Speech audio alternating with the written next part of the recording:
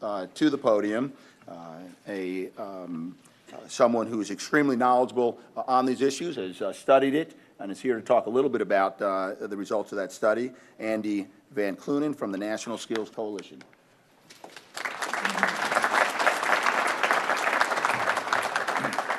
Good afternoon.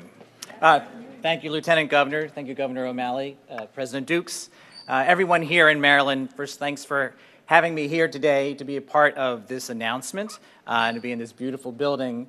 But even greater thanks for the leadership that's been shown by this state to deal with a skills challenge that really faces every state in this country and our nation as a whole.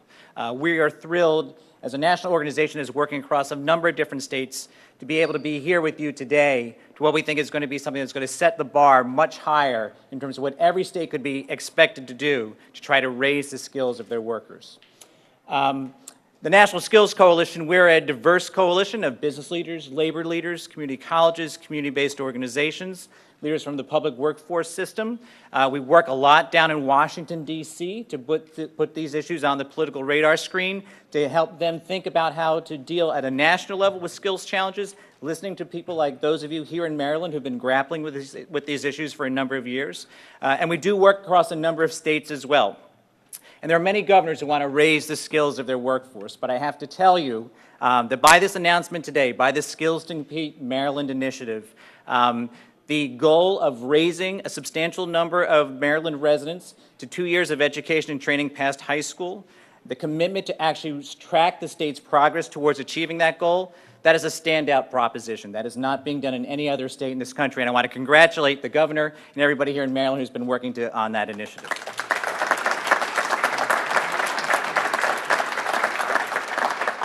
And of course, I should say it's going to be good for the state. As the governor said, it's going to make the state more competitive. It's going to make it easier for the state to recover from the current recession, to have more skilled workers ready when industries are ready to get back online and hire skilled workers. But it's also going to be good for our nation as well. And I hope we get a chance to work with all of you to bring the blueprint that you're starting to create here through Skills2Compete Maryland down to Washington, D.C., so we can use this as a model for national policy moving forward. That was the reason behind the National Skills2Compete campaign, which we started a few years ago. It was just to get these issues more in front of our nation's policymakers, to tell them the story that you all know in your day-to-day work. Many employers are out there looking for skilled workers. They can't find the skilled workers they need to expand their operations, to keep fully staffed, to maintain their profitability.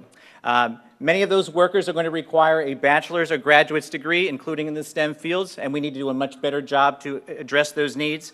But the part of the question that is often not addressed is for those middle skill workers, as the governor has talked about, those workers that require just some more training, a couple years of training past high school that can get them a middle skill credential in many of the industries that are going to be part of the economic future here in the state of Maryland. That's the story that we want to help us tell with you in Washington, D.C. Those are the jobs that are the backbone of Maryland's economy. The Lieutenant Governor mentioned that this morning our coalition released a report called Maryland's Forgotten Middle Skill Jobs. And it just put some data behind that story. That, as the governor said, almost 8 out of 10 jobs in Maryland's economy moving forward are going to require some kind of training past high school. A little over half of those skilled jobs are going to require that middle skill credential.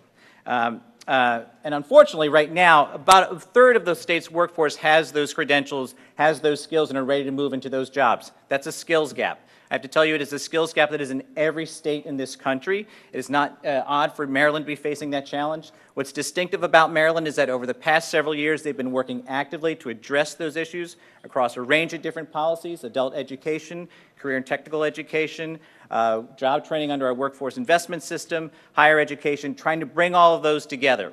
And the Skills2Compete Maryland initiative to us is just a cap onto that we can show to the rest of the nation, this is where it is that we need to be moving the skills conversation here in our country.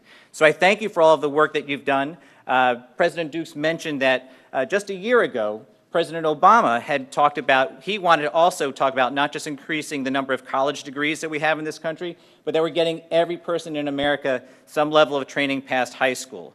I think that you folks here in Maryland are the ones who are going to be setting the model for how it is that the president might be able to achieve those issues, achieve those goals, and to help work with folks on Capitol Hill to move some of those investments forward. So I look forward to working with you on all of that, and thank you very much for the work that you're doing here.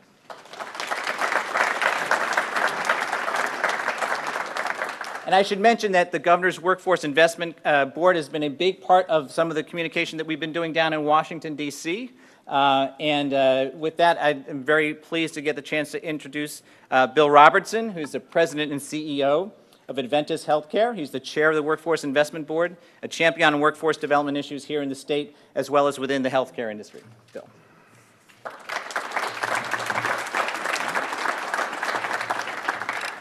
Well, good afternoon. It's great to see what kind of a turnout happens when something important like this is being announced.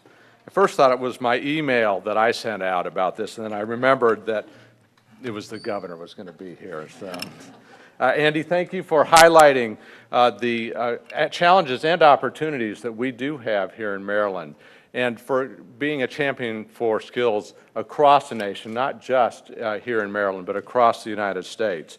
You know, we would not be here today if it weren't for the support of the O'Malley administration.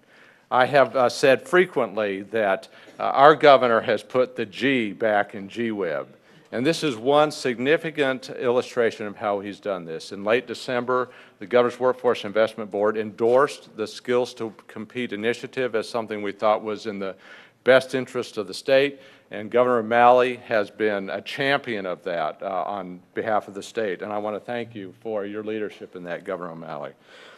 As we look to the challenges we have in the economy, and there are many, it's a very uncertain time. Skills2Compete presents a pathway that we can ensure that we move forward in progress so that when the economy does turn around, that we are prepared for the opportunities that it presents. A highly skilled workforce is critical to the future, and it's skilled across many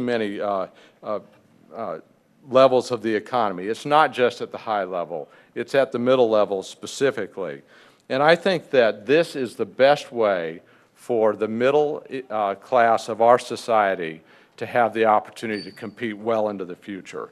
Now, I serve as president and CEO of a health system, one of the largest employers in the state of Maryland, and I know every day how difficult it is to address the needs of having the right professionals to care for the communities we serve.